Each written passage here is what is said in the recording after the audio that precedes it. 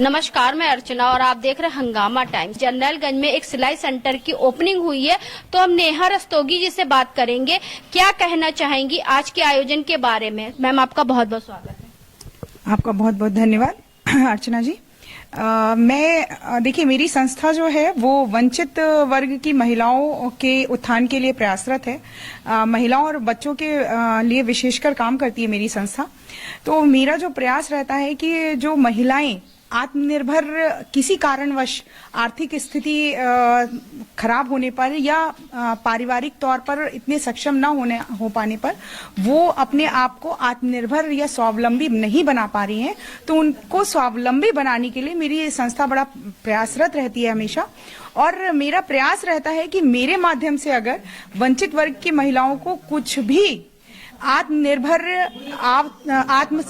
आत्म स्वावलंबन हो सकता है उनका, तो मैं वल्लभ संकल्प ट्रस्ट के माध्यम से प्रयासरत रहती हूँ कि उन्हें इस तरीके का एक प्लेटफॉर्म मिलता रहे जिसके माध्यम से वो अपने पैरों पे खड़े हो सके और अपने को आत्मनिर्भर बना सके। जैसे विधायक जी की जो संस्था चलती है तारा शक्ति केंद्र, जो कि उनकी माता के नाम पे चलती है, सरोजनी नगर विधानसभा में तो उन्होंने बहुत सारी महिलाओं को आत्मनिर्भर बनाने के लिए और आगे बढ़ाने के लिए सिलाई सेंटर तो ओपनिंग कराते ही है। तो यहाँ के बारे में आपकी संस्था को कैसे पता चला और विधायक जी के माध्यम से किस तरह से आपने यहाँ पे सिलाई सेंटर की ओपनिंग कराई?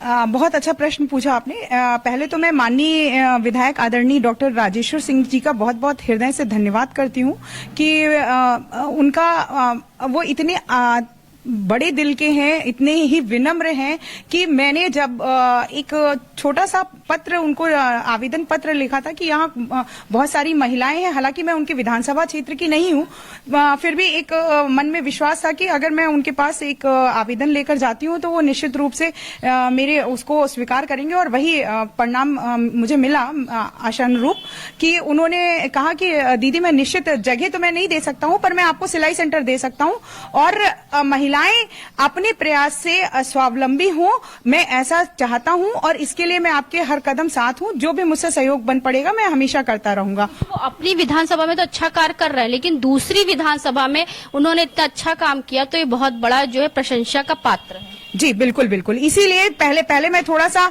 हिचकिचाहट में थी, पर जब मैंने आदरणीय विधायक जी को जब एक पत्र लिखा तो उन्होंने कहा कि दीदी, निसंकोच, कोई ऐसी बात नहीं है, मैं जहां तक और जहां कहीं भी मैं साथ दे सकता हूं मैं बिल्कुल दूंगा। और महिलाएं मेरे साथ में मेरे सहयोग से महिलाएं स्वयं इन सब चीजों के लिए मेरे साथ के माध्यम से महिलाएं आगे बढ़ सकती हैं। मेरा जहां तक सहयोग रहेगा, जितना मैं प्रयास कर सकता हूं उन्हें आत्मनिर्भर बनाने का, मैं कदम दर कदम उन्हें उनके विकास के लिए हमेशा प्रयत्नशील रहूंगा।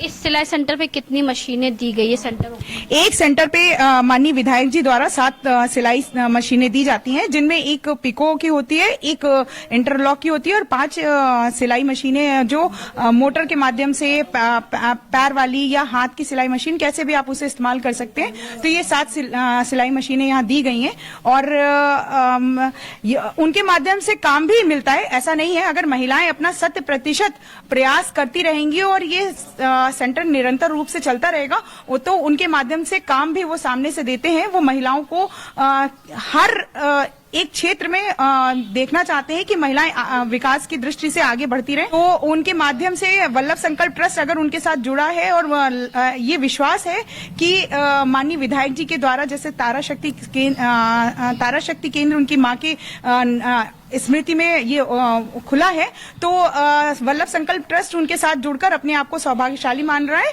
और उनके प्रयास से यहाँ की महिलाएं निरंतर विकास करेंगी, ऐसा मेरा पूर्ण विश्वास है।